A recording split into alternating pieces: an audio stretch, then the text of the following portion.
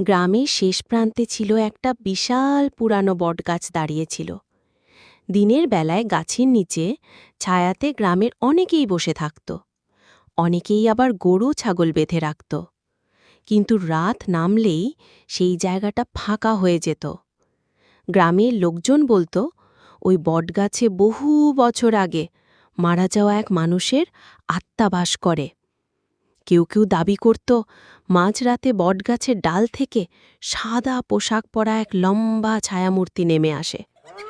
তার চোখ দুটো ছিল হলুদ রং, আর কান্নার মতো শব্দ শোনা যায়।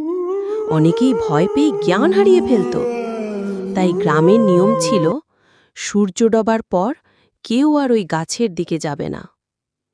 একদিন গ্রামের এক দুঃসাহসী যুবক, নাম ছিল তার রহিম, ঠিক করল ভূতের রহস্য সে নিজেই দেখবে। তখন রহিমের পাশেই ছিল তার বন্ধু। সে নিষেধ করে বলল, বন্ধু, তুই রাতে ওই বটগাছের নিচে কখনোই যাবি না। তোর ভালোর জন্যই বলছি, কারণ ওই বটগাছে থাকে এক আত্মা থাকে। তুই যদি ওইখানে যাস তাহলে তোর হয়তো সমস্যা হতে পারে। না বন্ধু, আমি যে করেই হোক আমি সেখানে রাতে যাব আর দেখব সত্য কাহিনী, কারণ গ্রামকে এইভাবে হুমকির মুখে রেখে দিতে পারি না।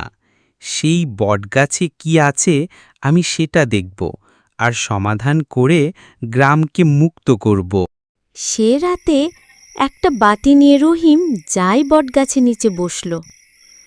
প্রথমে কিছু সময় কিছুই হলো না,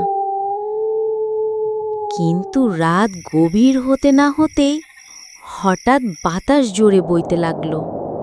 ঠিক তখনই রহিম শুনল কারো ফিসফিস শব্দ। তুই এখানে কেন এসেছিস? তখন রহিম বলল, এখানে আমি সত্য জানার জন্য এসেছি। সাথে সাথে রহিমের সামনে সাদা ধোঁয়ার মতো কুয়াশা জমে গেল, আর তখনই তার ভেতর থেকে একটা আত্মা ভূত বের হয়ে আসলো। চোখ দুইটা লাল জলজল করছে। ভূত ধীরে ধীরে বলল, আমি এই গাছের নিচে খুন হয়েছিলাম বহু বছর আগে। আমার দুঃখের কারণে আমি এখানে বাধা পড়ে আছি। তাহলে তোমার মুক্তি কিভাবে হবে? এই গ্রামের মানুষ কিভাবে মুক্তি পাবে? আমার কবরের পাশে দোয়া পড়, তবেই আমি শান্তি পাব। পরের দিন গ্রামের লোকজন রহিমের সাথে সেই জায়গায় গিয়ে প্রার্থনা করল। আশ্চর্য ব্যাপার হল, তারপর থেকে আর কখনোই বটগাছের নিচে ভূত দেখা যায়নি। আবার গাছটা সবার জন্য নিরাপদ হয়ে উঠল।